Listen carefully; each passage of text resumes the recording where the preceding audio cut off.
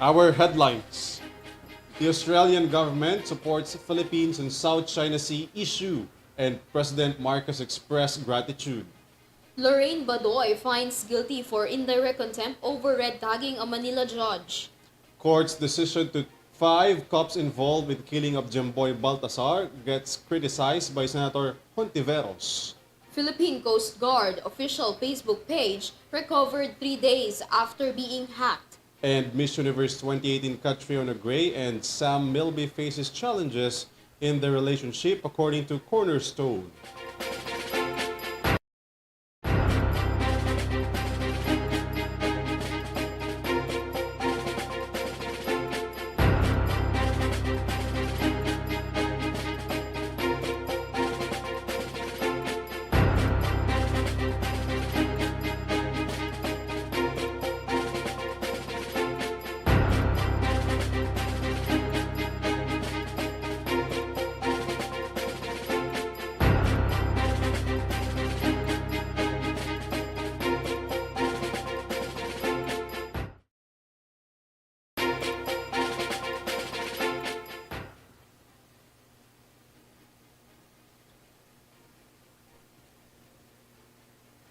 Good evening, bringing you the latest news for tonight. I am ALVIN PELOBELLO. And I'm KRIZZA Lopez. This is Eurotv News Thread. On the second day of the guest of government visit of President Ferdinand Marcos Jr. to Canberra, Australia, he thanked the Parliament with their support to the Philippines when it comes to protecting the sovereign rights in the South China Sea. More from this report.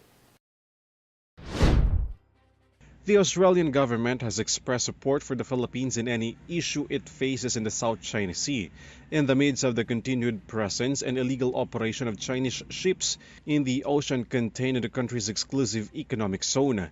Speaking before the Australian Parliament, President Bongbong Marcos Jr., while in Canberra, Australia, thanked the Australia for its compliance and solidarity with the Philippines when it comes to maintaining peace in the ocean. It is said that the Australian Parliament emphasized the importance of the international platform for maintaining peace in the region and around the globe. Mr. President, our nations share a determination to navigate the challenges of our time.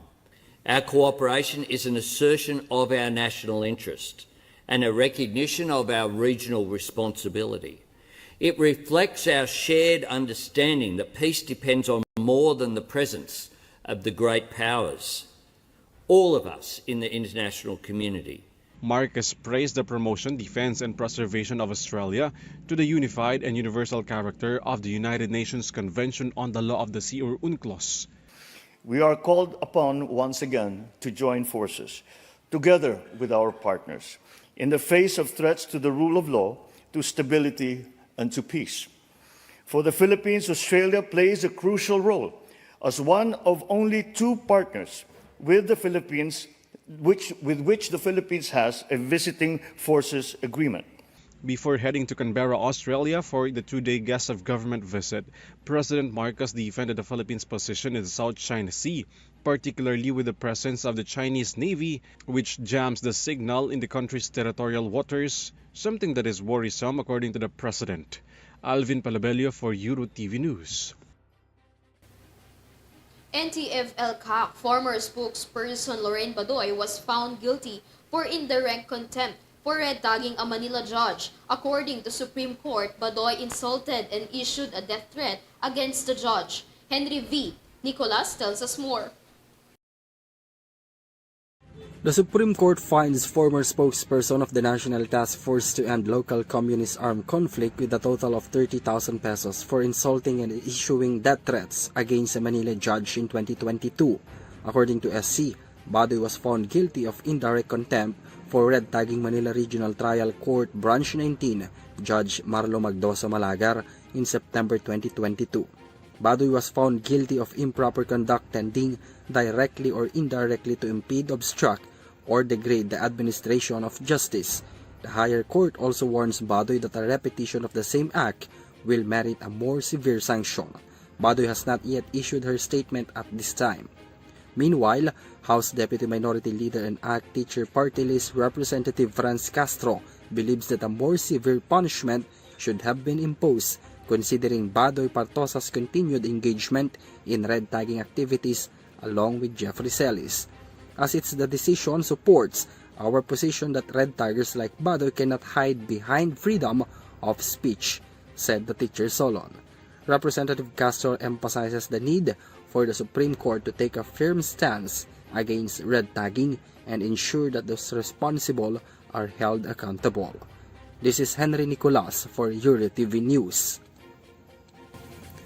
Meanwhile, after the court promulgation with regard to the slay of 17-year-old Jemboy Baltazar, where the 6th policeman was given a lesser penalty, Senator Risa Hontiveros criticizes the decision of the court, saying it is unfair to the family who lost a member. More details from this report. Senator Risa Hontiveros, chairperson of the Committee for Women, Children, Family Relations, and Gender Equality, criticized the decision of the Navotas Regional Trial Court in the case of Jemboy Baltasar mistaken identity and 6 policemen. In her Senate press conference session with Rodalisa Baltazar, Jemboy's mother, the senator urges and believes that the Philippine National Police has the power to dismiss the policeman involved in the operation. She the policeman should be held accountable and the PNP should prevent its men from using their authority to commit crimes. PNP ay mayroon din magagawa sa panig-ulang. Kaya nga po ang panawagan namin ay dismiss na sa servisyo. Kung dishonorable discharge ba iyan ay kung anuman sa kanilang mga ayutuhin, yung tamang dapat na disciplinary action sa mga tauhan nila na naging responsable dito sa pagpapatay kay Jemboy. Hontiveros affirms to the Baltazars that the Senate won't stop until they receive proper justice for their deceased son. Moreover, the lawmaker expresses gratitude with regard to the statement of the Justice Department, as the agency will try to utilize all the legal remedies, which includes filing an appeal in the Court of Appeals. Hontiveros emphasized here, with the release of 5 policemen after several months of imprisonment, the Baltasar family will bear Jemboy's death forever. Yung 5 sa 6 na pulis, nalaya, uuwi na. Ang pamilya Baltasar, habang buhay magluluksa. Nasang banda dyan ang pananagutan. Based on the court's decision, Hontiveros explained that it appears that there is still a lack of criminal justice in the country, especially for families that are not influential and do not have enough power to fight for their rights. At yung criminal justice system ay malaki pa ang pagkukulang, lalo na sa mga pamilyang hindi mayaman, mga pamilyang hindi ma-influensya, pero bilang mamamayan, dapat lang makaasa pa rin ng justisya. Hontiveros affirmed that she will continue to fight for reforms within the government office to ensure equal justice for all. This is KRIZZA Lopez for Eurotv News. After being hacked for several days, the Philippine Coast Guard has already recovered their official Facebook page from a malicious hacker. Let's get into the details on Henry Nicolas' report. The Philippine Coast Guard or PCG announced on Thursday that they have recovered full access to its official Facebook page 3 days after being hacked. In a statement, the Coast Guard Public Affairs Service or CGPAS regained their account early morning today and monitored 3 hackers' names. According to PCG spokesperson Rear Admiral Arman Balilo, the Cybercrime Investigation and Coordinating Center under the Department of Information and Communications Technology worked with the agency in conducting back-end operations, leading the discovery and removal of 3 hackers with the Facebook names Fatima Hassan, Murat Kansu, and Vicky Bates. It said CICC confirmed that the hackers utilized malware to breach the Facebook page security on 26 of February. The agency will expected to meet with the ICC team to conduct a comprehensive hardware check on all office laptops and computers of CGPAS personnel used to access their official social media platforms to remove remaining traces of malware, if any, and strengthen its overall cybersecurity against potential breaches. The PCG has not yet to confirm if the said hackers are from outside the country. This is Henry Nicolas for Eurotv News. Stay tuned for more stories as Eurotv News Thread returns.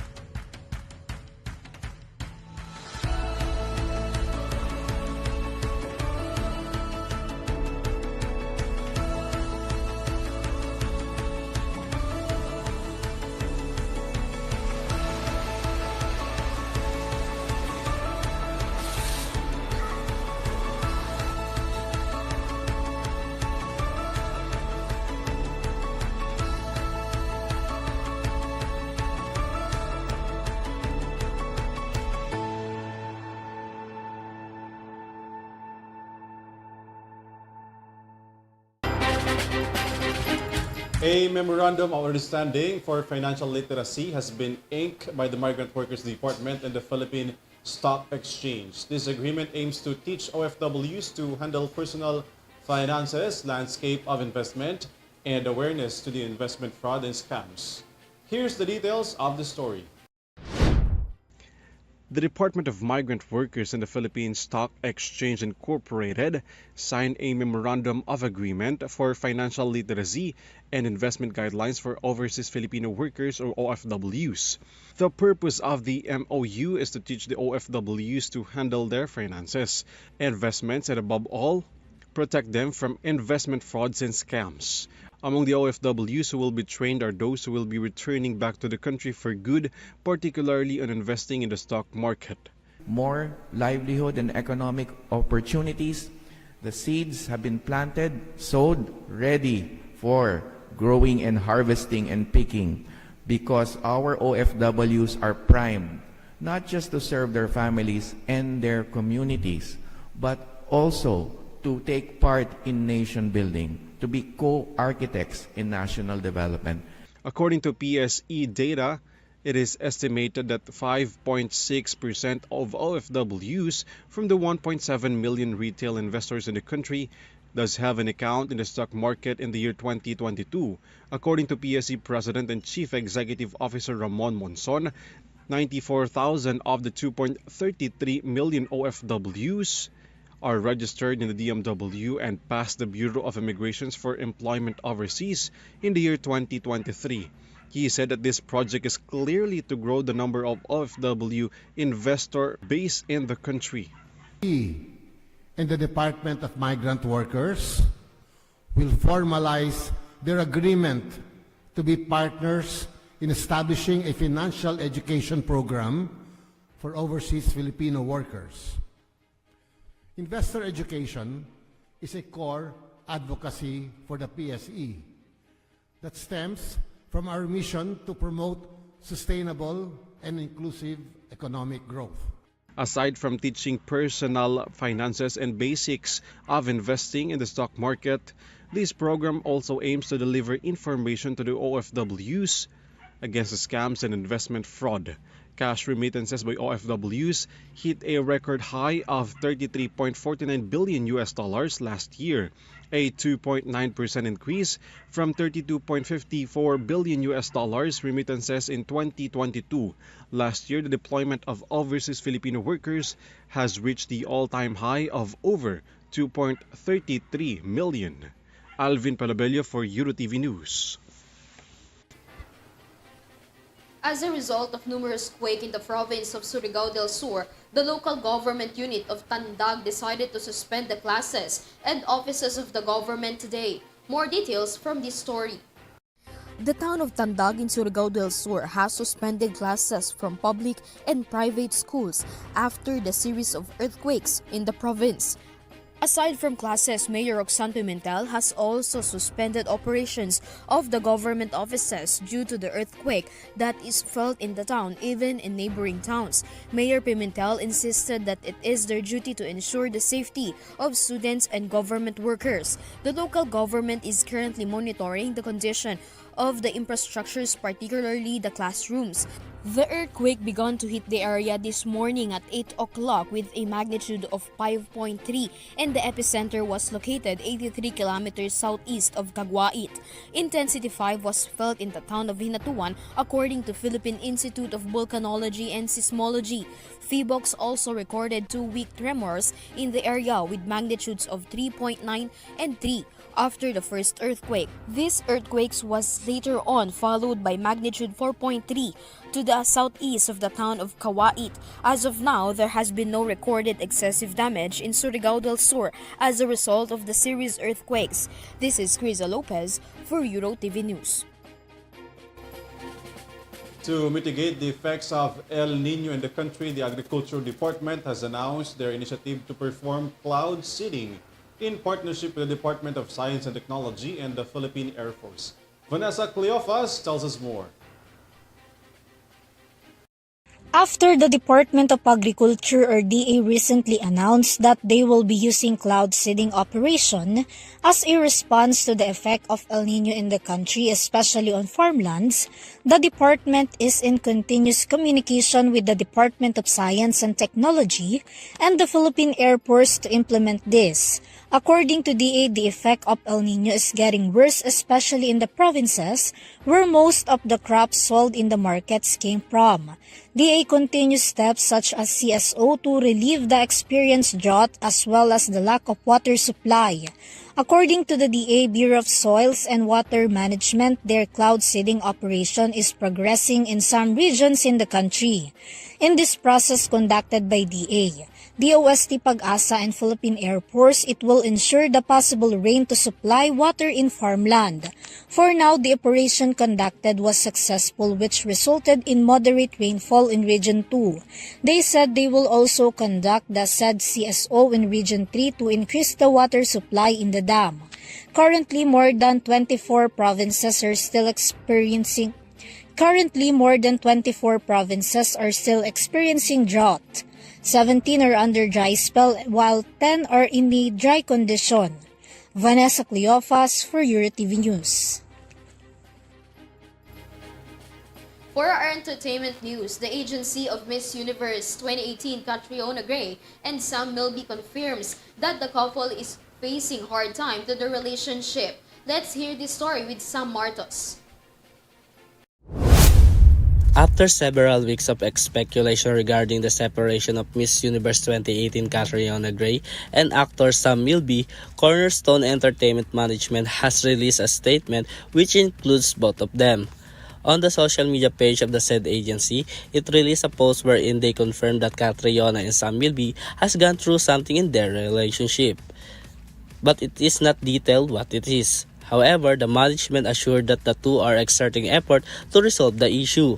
At the same time, the management asked to respect their privacy during the time like this. Meanwhile, they value the concern, love, and support for the two of them. This is Sam Martos for Eurotv Showbiz News.